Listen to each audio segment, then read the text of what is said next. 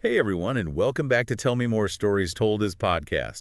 We're taking a deep dive into rapid transit systems today. Those steel ribbons that connect our cities and shape how we live. We've got some pretty interesting questions to uncover. Yeah, like what was the first one? And how do they deal with some of the, The not-so-pleasant side effects of the early technology, right. We'll also look at why some systems are called metros. while others are subways or even SkyTrains. The history behind these names is fascinating, and we'll explore all that. Plus, we're going to journey to the deepest metro station in the world. Over 100 meters below ground. Get ready. It's quite the descent. So, To help us on this deep dive, I'd like to welcome... always exciting to talk about rapid transit. Yeah.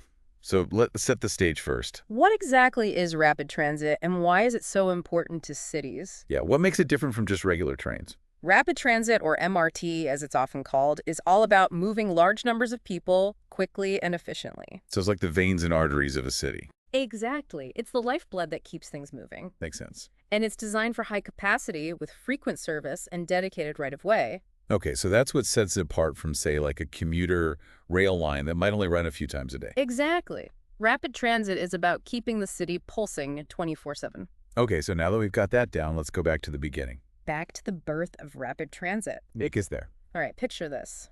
Victorian London, 1863. Bustling streets, top hats, and all that. Right in the middle of it all emerges this new marvel, the London Metropolitan Railway, The very first rapid transit system. the world's first underground railway. It was a steam-powered railway chugging beneath the city streets. Wait, hold on. Steam locomotives underground. You got it. Wasn't that kind of a smoky situation? You can imagine? I mean, how did they deal with all that smoke and soot in those tunnels? It wasn't pretty. Early tunnels quickly filled with smoke and soot. Yeah, handkerchiefs and coughs everywhere, I bet. They even tried using air pressure to power the trains for a cleaner ride. Interesting, but I guess it didn't really work out. It just didn't catch on.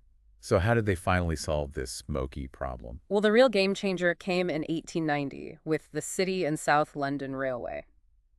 Okay, tell me more. This line marked the transition to electric-powered trains. Uh-huh. Much cleaner, I'm assuming. Cleaner, quieter, and more efficient. A true revolution for the underground experience. And you know what? This is actually where the term subway was born. So subway came from a specific line. Yep. Pretty cool, right? That's fascinating. It shows how these systems are so connected to the cities they serve. Exactly. And that connection is reflected in the different names we use for rapid transit around the world. Oh yeah, like metro, Underground, elevated. SkyTrain. Each term gives us a clue about how the system was built. Whether it's tunneling beneath the streets, soaring above them, or even using rubber tires. Like the Paris Metro. It's like a global language of transit. You could say that. Huh. And speaking of a global perspective, rapid transit has really taken root all over the world. From those early beginnings in London, it's become a global phenomenon. Absolutely. It's a story of global expansion. And I've heard some pretty impressive stats about the Shanghai Metro. Oh, yeah. The Shanghai Metro is massive. It's a testament to how rapidly this technology is evolving. As of 2021, it holds the title for the longest system by route length. Wow. But when it comes to the sheer number of stations, New York City still reigns supreme, right? You got it. New York City has a staggering 472 stops across its network. That's incredible. So we've talked about names and global reach. Yeah, kind of setting the scene. But let's get down to the nitty-gritty. How do they actually build these underground marvels? The engineering feats. Building a rapid transit system is like a giant puzzle. Yeah, with lots of moving parts. One method, cut and cover, is exactly what it sounds like. Digging up streets, building the tunnel structure, and then covering it back up. It sounds disruptive. I can imagine the traffic nightmares. Oh, it can be. You have to carefully plan for rerouting traffic, relocating utilities like power lines and water pipes. Yeah. And minimizing the impact on daily life. Absolutely. Remember the Guadalajara explosions in 1992? That was a tragedy. A mislocated water pipeline led to a series of devastating blasts during subway construction. Highlighting just how crucial meticulous planning is. You said it. So what's the alternative to tearing up entire city blocks? That's where deep bore tunneling comes in. Ah, yes. The giant tunnel boring machines. Often nicknamed moles. Munching their way through the earth. They burrow deep underground, minimizing disruption at the surface. I imagine it's still a pretty big undertaking, though. It is. You have to deal with things like groundwater and sometimes even blast through solid rock. Definitely not for the faint of heart. Deep-bore tunneling is more expensive and complex, but it's often the preferred method in densely populated areas. Or when you're dealing with challenging geology. Makes sense. It's amazing to think about the ingenuity it takes to create these underground networks. And we can't forget about those iconic elevated systems that soar above the city streets. Oh, absolutely. Elevated railways are a fascinating alternative. Visually striking, too. They're typically built on viaducts, offering a cost-effective option to tunneling, especially when land values are lower. And they often become visual landmarks, like the Vancouver SkyTrain or the Bangkok SkyTrain. Adding a unique dimension to the city's skyline. Before we go any further, I just wanted to remind everyone, Good idea. if you're enjoying this deep dive into the world of rapid transit, Which I'm sure you are. don't forget to hit that subscribe button so you don't miss any of the fascinating stories we have lined up here on Tell Me More. We'll be back in a flash to explore the depths of the Earth and uncover the secrets of the deepest metro station in the world. Stay with us. Welcome back, everyone, ready to journey to the heart of the Earth. I'm feeling a little claustrophobic already, but seriously, how deep are we talking about? The current record holder is Hongyingkun Station in Chongqing, China. Okay. It sits at an astounding 116 meters below ground. Wow. That's deeper than the height of Big Ben. It is. You're telling me I could fit an entire football stadium above this station and still have room to spare? Pretty much. That's mind-boggling. It is. I bet the escalator ride feels like a journey to the center of the Earth. It's quite the descent, and it's a testament to how far engineering has come. From smoky steam tunnels to plunging into the depths of the Earth with remarkable precision. Exactly. It's like a scene straight out of a Jules Verne novel. Speaking of innovation, we've talked a lot about traditional steel wheels on tracks. Yeah, the classic setup. But I know there are other systems out there. What's the deal with rubber-tired metros? Ah, yes. Systems like the Paris Metro and Montreal Metro use rubber tires on concrete or steel guideways. Okay, so instead of tracks, they run on like a special kind of road. You got it. It's a fascinating alternative that offers a unique set of advantages. So what's the appeal of swapping steel for rubber? Do they ride smoother? Absolutely. Rubber tires provide a quieter, more comfortable ride, which is a big plus in densely populated areas. Makes sense. Less noise pollution. Right. And they also have greater climbing ability, allowing them to tackle steeper inclines than traditional steel-wheeled trains. That makes sense, especially for cities with hilly terrain. But I imagine there must be some downsides to this rubber revolution, right?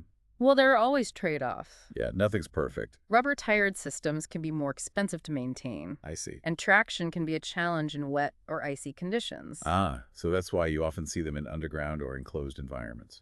where the weather is less of a factor. It's a fascinating example of how different cities adapt rapid transit technology to suit their unique needs. But no matter the type of system, the trains themselves have gone through some incredible transformations over the years. What can you tell us about the evolution of train technology? Early rapid transit trains were quite basic compared to the sophisticated machines we see today. Yeah, I imagine those early trains were pretty bare bones. One of the key innovations was the development of multiple unit trains. Okay, for those of us who aren't train enthusiasts, break that down for us. What's so special about multiple unit trains? It's all about efficiency and flexibility. In a multiple unit train, each car has its own motor and control system. So it's not like a traditional train where you have a locomotive pulling a bunch of cars. Exactly. This means you don't need a separate locomotive to pull the cars. Gotcha, so it's more modular. Exactly.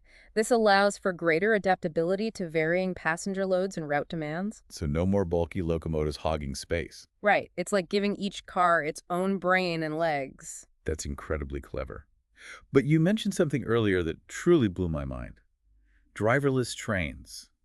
How on earth is that even possible? It's one of the most exciting advancements in rapid transit technology. Driverless trains, or automated trains, are controlled by sophisticated computer systems. So there's literally no one at the controls. Nope. It's all done by computers. Okay, you're going to have to explain that like I'm 5, because that sounds like something straight out of science fiction. Imagine a computer system that can see the entire track ahead, know the exact location of every train, and control the speed braking and even door operations with pinpoint accuracy. So it's like a super smart brain managing everything. Exactly. And these systems often referred to as automatic train control, or ATC, and automatic train operation, or ATO. Okay, so ATC and ATO, they're the brains of the operation. You got it. They work together to guide the train safely and efficiently along its route-making adjustments in real time based on a constant stream of data. So the system is essentially the driver making all the decisions a human would normally make. But what about safety? Right. I can't help but wonder, wouldn't it be safer to have a human on board just in case something unexpected happens? That's a valid concern and a topic that sparks a lot of debate. Yeah, I can see both sides. Some argue that human staff can respond more effectively to emergencies or unforeseen situations. They can think on their feet, adapt to unexpected situations. Right. However, proponents of automation point to the fact that computer systems are less prone to human error. And they can react much faster to potential hazards. Exactly. It's a complex issue with valid arguments on both sides. It seems like the ideal solution might involve a combination of human oversight and advanced automation. Striking a balance between safety and efficiency. But while we're on the topic of safety, there's another feature I've seen in modern metro systems that seems like a game changer, those platform screen doors. Ah, yes. Platform screen doors, or PSDs. They've become increasingly common in modern metro systems. And for good reason. They act as a barrier between the platform and the tracks, only opening when a train is safely stopped. It's a simple but effective measure that drastically reduces the risk of accidents, especially in crowded stations. It's a brilliant way to enhance safety It also helps with crowd control. and prevents delays caused by people accidentally dropping things on the tracks. Exactly. PSDs have a ripple effect of benefits. So it's not just about safety. They create a more controlled platform environment. Right. They regulate airflow for better ventilation. Okay. And even reduce noise pollution. It's remarkable how such a seemingly simple innovation can have such a profound impact on the overall rapid transit experience. You're absolutely right. But we've been so focused on trains and tunnels that we haven't even talked about how rapid transit connects with other forms of transportation. Yeah, it's not just about trains. It's all about creating a seamless web of connectivity. Exactly. Rapid transit systems are rarely isolated entities. They're designed to integrate with buses, trams, commuter rail, and other modes of transport. Creating a multi-layered network that efficiently moves people across the city. It's like a well-choreographed dance of different modes working together to get people where they need to go. You might take a bus from your neighborhood to a central subway station, then hop on a train to reach your workplace. And perhaps even connect to a tram line for that last mile to your final destination. It's about creating smooth transfers and minimizing the hassle of getting around. Absolutely. And urban planners are always looking for ways to optimize these connections. To make it as seamless as possible. Right. There's even a concept called pre-metro, Pre-metro. where they build a light rail or tram system in the suburbs that can be easily upgraded to a rapid transit line later on. That's thinking ahead. It's like building a transportation system that can evolve with the city. But let's be realistic for a moment. Building and maintaining these intricate networks must be incredibly expensive. It's true that rapid transit requires a substantial investment, I can only imagine. but the returns can be significant both economically and socially. So it's not just about moving people. It's about shaping cities, driving economic growth, and creating a more sustainable future. So how does rapid transit translate into tangible economic benefits? I can see how it would reduce traffic congestion. Absolutely. But are there other advantages? Reduced traffic congestion means less time wasted in gridlock. More productive hours for businesses. Right. Rapid transit also encourages denser, more walkable urban development, Okay. attracting businesses and boosting property values. So it's not just about transportation, it's about urban planning and economic development. It's a win-win situation for cities and their residents. Makes perfect sense. A well-connected city is a more efficient and attractive city. And what about the environmental impact? Rapid transit, especially when powered by electricity, is a far greener alternative to private cars. Yeah, I can see that. It helps reduce greenhouse gas emissions, improve air quality, and contribute to a healthier urban environment. It's incredible how these systems are so much more than just trains and tunnels. They are intricately woven into the fabric of our cities, impacting our lives in countless ways. They truly are. And as cities continue to grow and face new challenges, rapid transit will play an even more vital role in shaping a sustainable and livable future. But that's a conversation for another time. I think we've covered a lot of ground today. Welcome back to Tell Me More for the final leg of our journey through the world of rapid transit. Wow, we've covered so much ground. We really have, from those early steam-powered trains to driverless technology. And everything in between. It's been quite the ride. After delving into the history, the engineering, and the sheer scale of these systems, I'm just in awe of what humans have accomplished. It is incredible, isn't it? These networks, often hidden beneath our feet or soaring above us, have become such integral parts of our urban landscapes. You know what's fascinating? What's that? They're not just about transportation. Right, it's bigger than that. They're about connecting people, fostering economic growth, and shaping the very fabric of our cities. You mentioned earlier how rapid transit doesn't just respond to urban growth, but actively shapes it. Yeah. Can you elaborate on that? I'm curious to understand how these systems actually influence the development of our cities. Okay, so imagine this. A new subway line is built. Okay. It's like drawing a line on a map and saying, this is where the city will grow. I like that analogy. Suddenly, areas that were once considered remote or inaccessible become prime locations for development. Because now they're connected to the heart of the city. Exactly. The train lines become the arteries of the city, pumping life and energy into new areas. And it's not just about residential development, right? Nope. Businesses are also drawn to areas with good transit access. Because it's easier for employees to get to work. Exactly. And for customers to reach them, you often see a clustering of economic activity around major transit hubs. Creating these vibrant urban centers? It's all connected. It makes sense. A well-connected city is a more attractive city for both residents and businesses. But I imagine planning and managing these massive infrastructure projects is no easy feat. It's a huge undertaking. It must require a tremendous amount of coordination and foresight. Absolutely. You've got urban planners, engineers, politicians, and of course the communities they serve all working together. It's like a giant puzzle with countless pieces that need to fit together perfectly. And as cities continue to evolve, those pieces are constantly shifting. Speaking of the future, what do you think is next for rapid transit? Are there any exciting innovations or trends on the horizon that could revolutionize the way we move around our cities? Ooh, that's a question that gets all the transportation experts excited. We're on the cusp of some truly transformative advancements. What? One that's really capturing everyone's imagination is Hyperloop technology. Hyperloop. I've heard about this. Imagine zipping between cities at speeds exceeding 700 miles per hour. That sounds like something straight out of a science fiction movie. Would Hyperloop travel underground or above ground? Hyperloop systems typically operate in near vacuum tubes, either above or below ground, So they're enclosed. which minimizes air resistance and allows for those incredibly high speeds. It's still in the early stages of development. So it's not quite ready for prime time yet. But the potential to revolutionize intercity travel is immense. It's mind-boggling to think about the possibilities. What other innovations are shaping the future of rapid transit? Well, another area that's rapidly evolving is automation. We talked about driverless trains earlier. But advancements in artificial intelligence and sensor technology are taking automation to a whole new level. Okay, so what does that look like? Imagine a future where transit systems can anticipate passenger demand, So it's like they can predict where people will want to go. optimize routes in real time, and even personalize travel experiences based on your preferences. That's amazing. It sounds like the future of rapid transit is all about creating a smarter, more efficient, and more responsive system. One that seamlessly adapts to the needs of its users. And let's not forget about sustainability. Of course. As cities grapple with climate change and the need to reduce their carbon footprint, rapid transit is going to play a critical role It already is. in creating more sustainable urban environments. We're seeing a push towards electric-powered trains, renewable energy sources, and innovative designs that minimize environmental impact. It's exciting to think about how these innovations will shape the cities of tomorrow.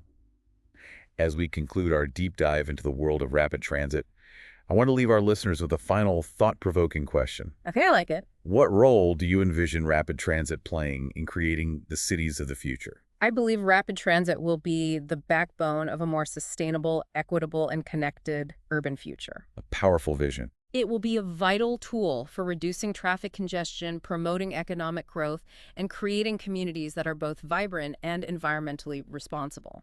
It's been an incredible journey exploring the world beneath our feet and the possibilities soaring above us.